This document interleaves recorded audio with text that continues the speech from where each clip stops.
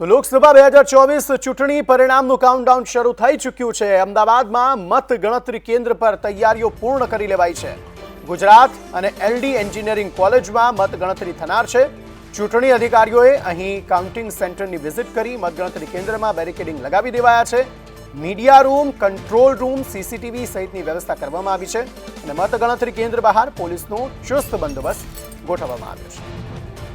મતગણતરી કેન્દ્રો પર સઘન સુરક્ષા વ્યવસ્થા ગોઠવી દેવામાં આવી છે, બેરિકેડિંગ લગાવી દેવામાં આવ્યા છે અને ખાસ જે ચૂંટણી અધિકારીઓ છે તેમણે આ કાઉન્ટિંગ સેન્ટરની મુલાકાત લીધી હતી। પોલીસ બંદોબસ્ત અત્યારથી અહીં ખડકી દેવામાં આવ્યો છે। આવતીકાલે જ્યારે મતગણતરી થવાની છે ત્યારે અમદાવાદમાં 2 સ્થળો પર મતગણતરી હાથ ધરાશે।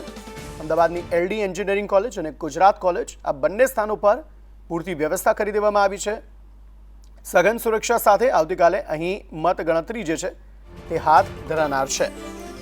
અહીંયા અલગ અલગ કંટ્રોલ રૂમ બનાવવામાં આવ્યા છે, મીડિયા રૂમ બનાવવામાં આવ્યો છે, સીસીટીવી રૂમ બનાવવામાં આવ્યો છે અને સઘન સુરક્ષા વ્યવસ્થા વચ્ચે અહીં આવતીકાલે મતગણતરી જે છે તે હાથ ધરવામાં આવશે।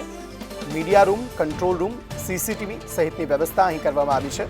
પૂરતો પોલીસ બંદોબસ્ત જે છે એ પણ અહીં કેન્દ્રની બહાર અત્યારથી જ કરી દેવામાં આવ્યો છે। મતગણતરી કેન્દ્રમાં બેરિકેડિંગ લગાવી દેવામાં આવ્યા છે અને તેવામાં આવતીકાલના રિઝલ્ટ પર સૌ કોઈની નજર રહેલી છે। એક તરફ જે એક્ઝિટ પોલ આવ્યા, એ એક્ઝિટ પોલમાં ફરી એકવાર દેશમાં ભારતીય જનતા પાર્ટી એટલે કે એનડીએની સરકાર બનવા જઈ રહી છે તેવું દેખાઈ રહ્યું છે। તેવામાં આવતીકાલે મતગણતરી પર સૌ કોઈની નજર રહેલી છે।